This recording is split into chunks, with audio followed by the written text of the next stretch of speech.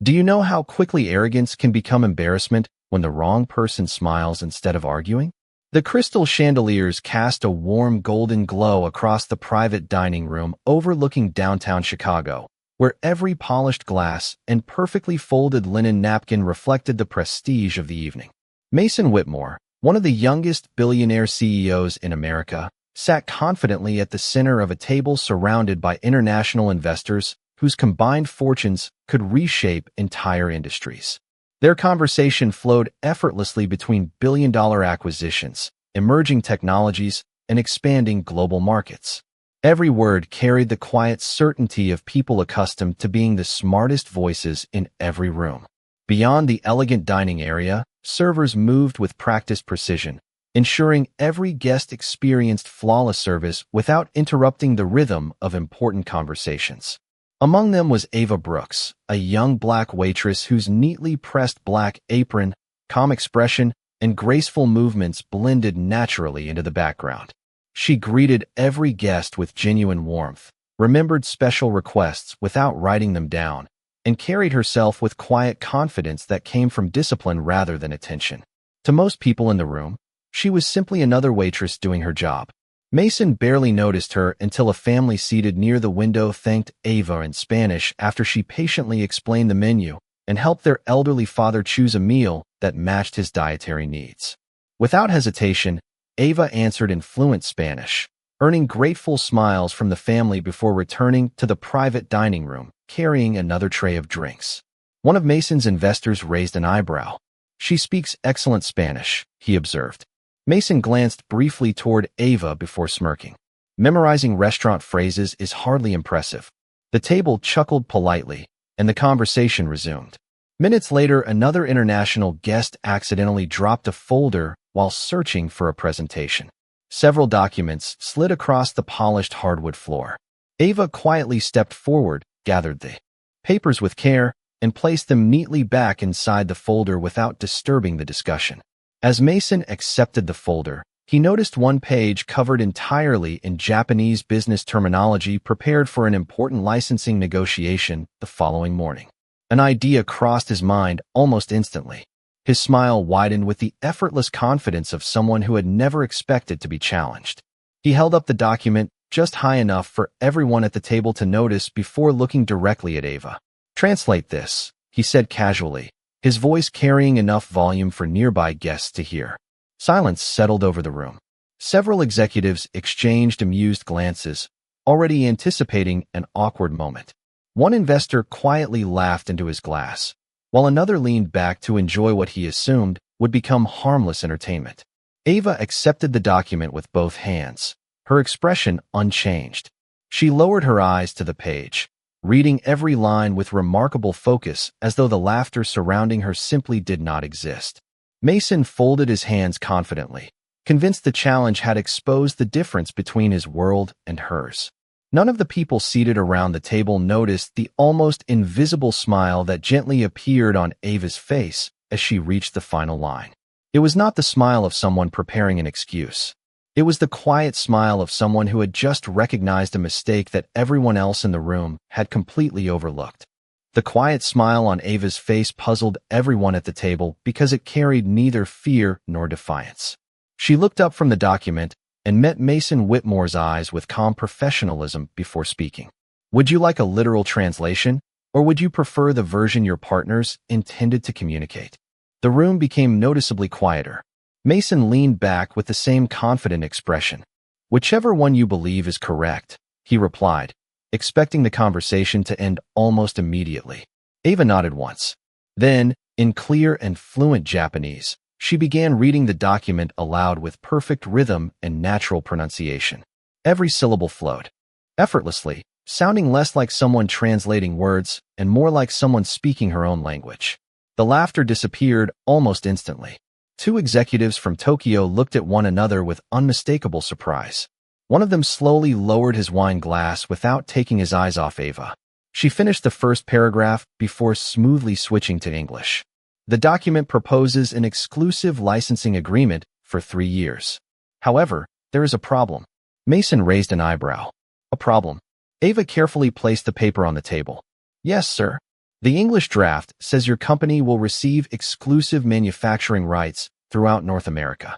The Japanese version actually says exclusive distribution rights. Those are two very different legal meanings.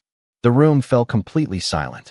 Mason immediately reached for the English copy and compared it with the Japanese text, although he could not read more than a few characters himself.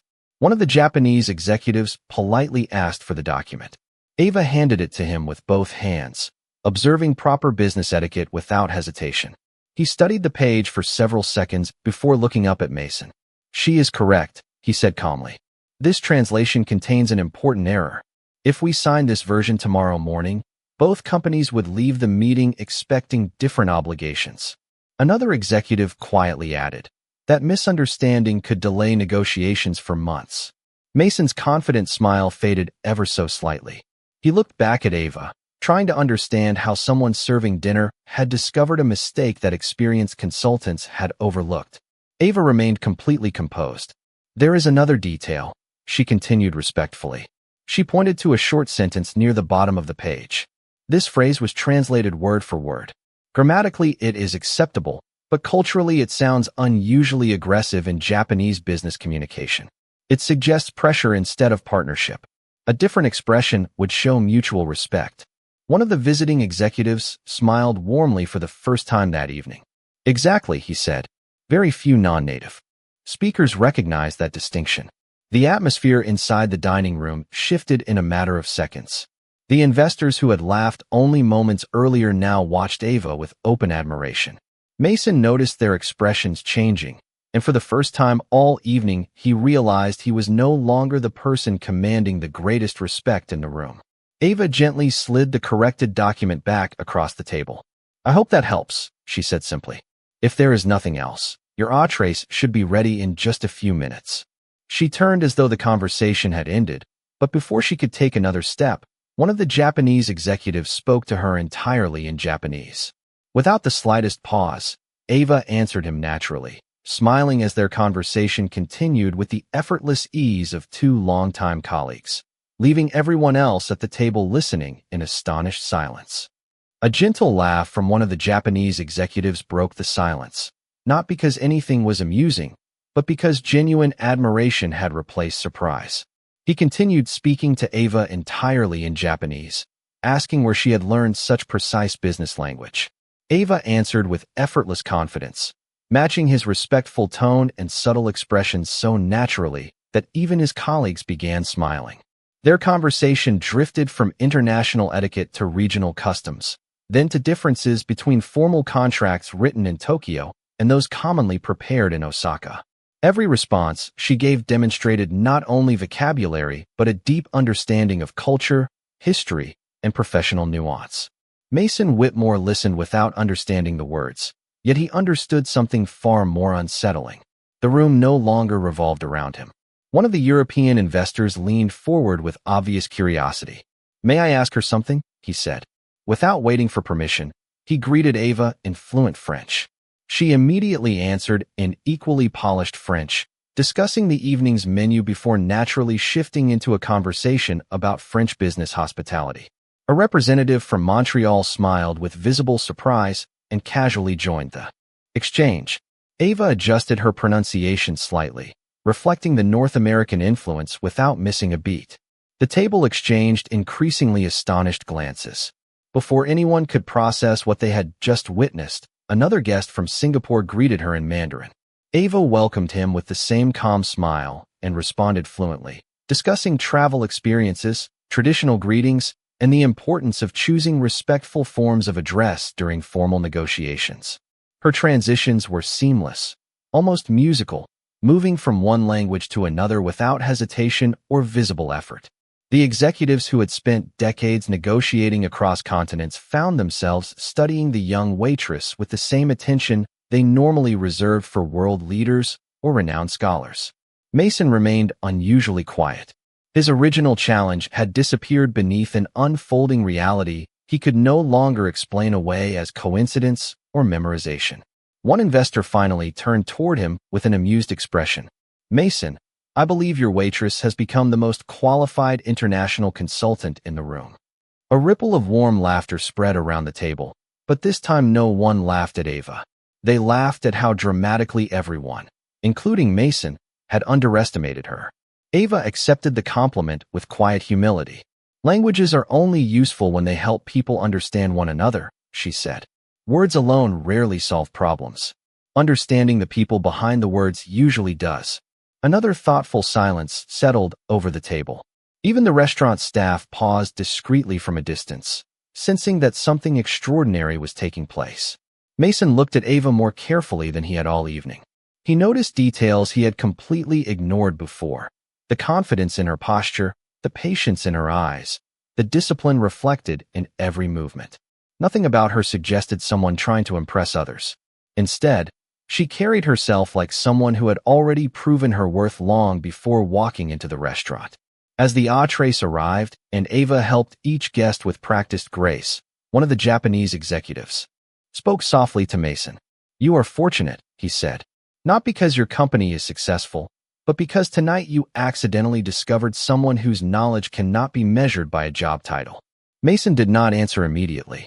His attention remained fixed on Ava as she quietly continued serving the table with the same professionalism she had shown from the beginning of the evening, as though speaking 4 languages and preventing a costly international misunderstanding had been nothing more than another ordinary part of her shift. The conversations around the table gradually returned to business, yet the atmosphere had changed in a way no one could ignore. Every executive still found occasional reasons to glance toward Ava as she moved gracefully between tables, serving each guest with the same patience and professionalism she had shown before anyone realized how extraordinary she was.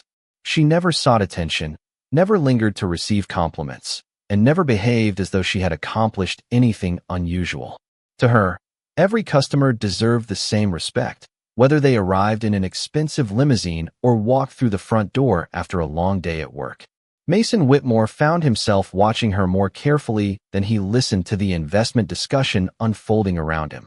For the first time in years, he struggled to focus on contracts and financial projections because one simple question continued echoing in his mind. How could someone with knowledge like hers be working as a waitress? When dessert was served and the meeting officially concluded, the international guests stood to shake hands and exchange final remarks. Several of them personally thanked Ava in their native languages before leaving the restaurant. She answered each farewell naturally, earning smiles that carried genuine admiration rather than polite courtesy. One Japanese executive bowed slightly before walking away. Another French investor complimented her professionalism. A businessman from Singapore wished her success in whatever future she chose. Ava accepted every kind word with the same humble smile before returning to organize empty glasses and folded napkins as though it were any other evening. Mason remained behind after everyone else had departed. The elegant dining room had grown quieter, leaving only the soft sound of distant conversations and gentle music floating through the restaurant. Ava approached the table carrying a tray to collect the remaining dishes. Mason stood as she reached him. His voice no longer carried the playful confidence that had challenged her earlier. Instead, it held sincere curiosity. "May I ask you something?" Ava nodded politely. "Of course, sir." Mason hesitated for a brief moment before speaking. "Why are you working here?" Ava looked at him without offense or embarrassment. "Because this is my job." Mason smiled faintly. "You know what I mean. Someone with your abilities could work almost anywhere." Ava carefully stacked 2 plates before answering. "Perhaps." Mason waited, expecting a longer explanation. Instead, Ava simply continued clearing the table. Finally, he asked, "Do you have a degree in linguistics?" She smiled gently. "I studied languages." "Where?" Mason asked. "Northwestern University." His surprise deepened. "Then why are you not working as an interpreter or consultant?" Ava paused for only a second before replying. "Life does not always follow the plans we make when we are 20. Her words carried no bitterness, only quiet acceptance. Mason sensed there was a story behind them, but chose not to press further. Instead, he noticed something that unsettled him even more than her remarkable intelligence. Throughout the entire evening, Ava had never once tried to prove herself. She had not corrected him to embarrass him. She had not accepted praise with pride. She had simply done what the moment required and returned to serving others. As she lifted the final plate from the table, Mason realized the greatest surprise of the night was not that a black waitress spoke multiple languages fluently. It was that the wisest person he had met in years had never needed anyone's approval to know her own worth. The following morning, sunlight spilled across the glass towers of downtown Chicago as Mason Whitmore sat alone in his executive office overlooking the city. Usually his mornings began with financial reports, investor briefings, and conference calls that stretched from New York to Singapore. Today, however, the document Ava had corrected rested on the corner of his desk. He had asked his legal team to review every translation again before the scheduled negotiation, and within an hour they confirmed exactly what she had pointed out. A single mistranslated phrase could have created months of confusion between two multinational companies. His chief legal officer admitted that the mistake had survived multiple reviews because everyone focused on technical accuracy while overlooking cultural meaning. Mason leaned back in silence. He was accustomed to rewarding expertise wherever he found it. Yet he had nearly dismissed one of the sharpest minds he had encountered simply because she had been wearing a server's apron instead of an expensive business suit. That realization stayed with him throughout the morning. When the international delegation arrived for the final negotiation, the atmosphere felt noticeably different. Discussions progressed smoothly, and every major point reached agreement faster than expected because the corrected language eliminated unnecessary tension before it could grow into misunderstanding. During a short break, one of the Japanese executives approached Mason with a thoughtful smile. "I hope you thanked the young woman from last night," he said. Mason answered honestly, "Not the way I should have." The executive nodded gently. "Knowledge creates opportunities. Character determines whether we recognize them." Those words lingered long after the meeting resumed. By late afternoon, the agreement was officially signed. Applause filled the conference room as executives exchanged handshakes and celebrated a successful partnership worth hundreds of millions of dollars. Yet while everyone else discussed market projections and future expansion, Mason found himself thinking about someone who was probably carrying trays through another dinner service at that very moment. Without announcing his plans to anyone, he left the office earlier than usual and drove back to the restaurant. The evening crowd had already arrived. The dining room buzzed with conversations, soft music, and the gentle rhythm of glasses meeting polished tables. Ava moved through the room exactly as she had the night before, greeting every guest with equal kindness regardless of appearance, age, or status. Mason chose a quiet table near the window and watched without interrupting. He noticed something he had completely overlooked before. Ava remembered returning customers by name. She noticed when an elderly guest needed extra time to stand. She quietly brought a coloring book to a restless child before the parents even asked. She adjusted her words, her pace, and even her tone depending on who stood before her. Her gift extended far beyond languages. She understood people. She made strangers feel seen. She transformed ordinary service into genuine human connection without expecting recognition. As she finally approached his table with the same professional smile she offered every customer, Mason realized that the greatest lesson she had taught him had nothing to do with translation. The rarest form of intelligence was not simply knowing how to speak to different cultures. It was knowing how to make every person, regardless of background or position, feel respected before a single important word was ever spoken. As the evening unfolded, Mason remained at his table longer than he had planned, watching the quiet rhythm that made the restaurant feel less like a business and more like a place where people briefly escaped the pressures waiting outside. Ava greeted every guest with the same steady warmth, never allowing the importance of one customer to outweigh another. A young couple celebrating their anniversary received the same thoughtful attention as a businessman eating alone after a delayed flight. An elderly veteran was welcomed by name before he even reached his chair. A family visiting Chicago for the first time left smiling because Ava had recommended a neighborhood bakery they would never have found on their own. None of those moments appeared on financial statements. Yet Mason realized they created something every successful company desperately sought but rarely achieved: trust. Near the center of the dining room, an unexpected conversation began drawing quiet attention. One of the Japanese executives from the previous evening had returned for a private dinner with representatives from another American corporation. Mason recognized them immediately. They were respected competitors pursuing an entirely different partnership. At first, the discussion appeared cordial, but as the conversation continued, subtle tension settled over the table. The American representatives repeatedly described their proposal as an aggressive expansion strategy, believing the phrase communicated confidence. The visiting executives exchanged polite smiles, yet their expressions gradually became more reserved. Ava noticed the change while refilling water glasses. She did not interrupt. She simply listened carefully as she completed her work.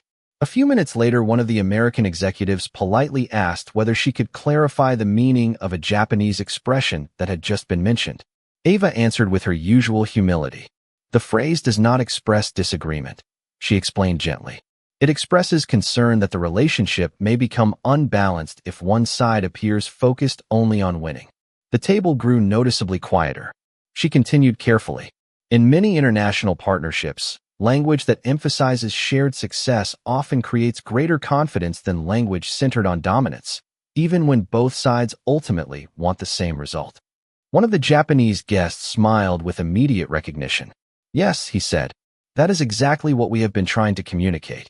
The American representatives looked at one another with surprised expressions. They had been debating contract language for nearly 20 minutes without realizing the real obstacle had never been legal terminology. It had been cultural perspective. Ava offered one alternative sentence that emphasized cooperation instead of control. The difference sounded remarkably small in English, yet the atmosphere around the table changed almost instantly. Shoulders relaxed. Smiles returned. The conversation regained its natural flow. Mason watched every second without speaking. He understood now that Ava possessed a rare ability that could not be measured by test scores or resumes. She could recognize the invisible space between words where misunderstanding quietly grew. Before leaving the table, one of the visiting executives thanked her sincerely. "You did not simply translate our language," he said. "You translated our intentions." As Ava quietly returned to her work, Mason realized that the most valuable contribution of the evening had once again come from the only person in the room who had never asked to be noticed. When the dinner service finally slowed, Mason stood from his table and walked toward Ava with a level of humility that would have surprised anyone who had known him only 24 hours earlier. She had just finished thanking another family for visiting when she turned and saw him waiting nearby. "May I have a few minutes of your time after your shift?" he asked. Ava studied his expression for a moment before giving a polite nod. "I finish in about 30 minutes. Mason thanked her and quietly returned to the lobby, where he waited without checking his phone or rushing the evening. When the last table had been cleared and the lights inside the dining room softened, Ava joined him near the entrance. The city beyond the glass doors shimmered with reflections from passing traffic and the skyline stretching into the night. Mason took a slow breath before speaking. "I owe you an apology." Ava remained silent, allowing him to continue. "Yesterday I looked at your apron and assumed I understood your limits. I believed your job described your ability. I was wrong. There was no audience to impress, no investors to influence, and no cameras recording the moment." His words carried the weight of genuine reflection rather than public performance. Ava accepted the apology with quiet grace. "Thank you," she said. "It takes confidence to admit when we misjudge someone." Mason smiled faintly. "No, it takes someone patient enough to let us discover our mistake." For a brief moment, both of them simply watched the traffic flowing through downtown Chicago. Finally, Mason reached into his briefcase and removed a simple folder. He handed it to Ava without ceremony. "I would like to offer you a position at Whitmore Global." Ava looked at the folder but did not immediately open it. "Doing what?" she asked. "Helping us build something we clearly do not have," Mason answered. "I want you to advise our international teams on communication, cultural understanding, and leadership. After watching you these past 2 days, I realized that your greatest talent is not speaking different languages. It is helping people truly hear one another." Ava slowly opened the folder. The position included an executive-level salary, full medical benefits, flexible scheduling, and complete tuition assistance if she wished to finish her degree. It was an opportunity that would change almost anyone's life overnight. Yet instead of immediate excitement, she quietly closed the folder again. Mason noticed her hesitation. "It is not enough?" he asked. Ava shook her head gently. "It is generous. But before I answer, I need to know something." Mason waited. "Will I be hired because I impressed you for one evening?" she asked. Or because your company is truly ready to value people whose stories do not fit traditional expectations? The question landed with greater force than any negotiation Mason had ever faced.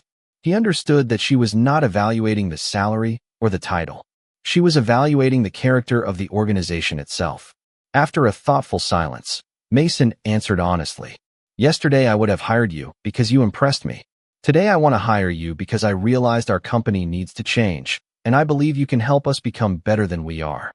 Ava looked into his eyes for several quiet seconds before offering the smallest smile of the evening. It was not the smile of someone accepting success. It was the smile of someone recognizing that the first real translation had finally taken place, not between languages, but between pride and humility. 6 months later, the headquarters of Whitmore Global looked very different from the company Mason Whitmore had once believed was already complete. New employees no longer attended orientation sessions focused only on profits, performance, and productivity. Instead, every leadership program began with a simple principle displayed on the first screen in every conference room. Respect before assumption. Listen before judgment. The words had become more than a slogan. They had become part of the company's identity. Ava Brooks had accepted Mason's offer only after finishing her commitment to the restaurant and arranging dependable care for her mother. She never requested a special office, a prestigious title, or public recognition. She preferred conference rooms filled with people willing to learn over executive suites designed to impress. Her workshops quickly became the most requested training sessions throughout the company because employees discovered that communication was not about speaking louder or knowing more words. It was about making another human being feel understood. Managers who once believed cultural awareness was merely good manners began seeing measurable improvements in teamwork, international partnerships, and employee trust. Clients from around the world noticed the difference as well. Meetings that had once been tense became collaborative. Negotiations moved faster because people spent less time defending themselves and more time building genuine relationships. Industry publications praised Whitmore Global for creating one of the strongest international leadership cultures in American business. But Mason knew the headlines never captured the real story. The greatest transformation had happened inside people, not inside financial reports. One afternoon, while walking through the lobby, Mason noticed a newly hired intern speaking impatiently to a maintenance employee who was quietly repairing a light fixture near the reception desk. The young intern assumed the older man did not understand the instructions being given and continued explaining them with unnecessary confidence. Before Mason could step forward, Ava approached with her familiar calm smile. She greeted the maintenance employee in Polish. His face immediately brightened as they exchanged several warm sentences before both of them laughed together. The intern stood frozen, suddenly realizing that the man had understood every English word all along. He had simply chosen patience over confrontation. After the maintenance employee returned to his work, the embarrassed intern apologized. Ava accepted the apology kindly and said, "The quickest way to misunderstand someone is to believe their uniform tells you their story." Mason smiled quietly because those words reminded him of the person he used to be. Later that evening, as the city lights reflected across the Chicago skyline outside his office, Mason paused beside the framed agreement that had launched one of the company's most successful international partnerships. He knew the document would never have existed in its final form without the quiet insight of a waitress who had refused to answer arrogance with anger. She had answered it with excellence, humility, and grace. Looking across the office where employees from many cultures worked side by side, Mason understood that wealth could open doors, influence markets, and build skyscrapers. But character remained the only force powerful enough to change people. And whenever someone asked him what the most valuable investment of his career had been, he never mentioned the deal worth hundreds of millions of dollars. He simply smiled and remembered the evening when the wisest voice in the room wore a black apron instead of an expensive suit, because true greatness had never been hiding behind a job title. It had only been waiting for someone humble enough to finally see it.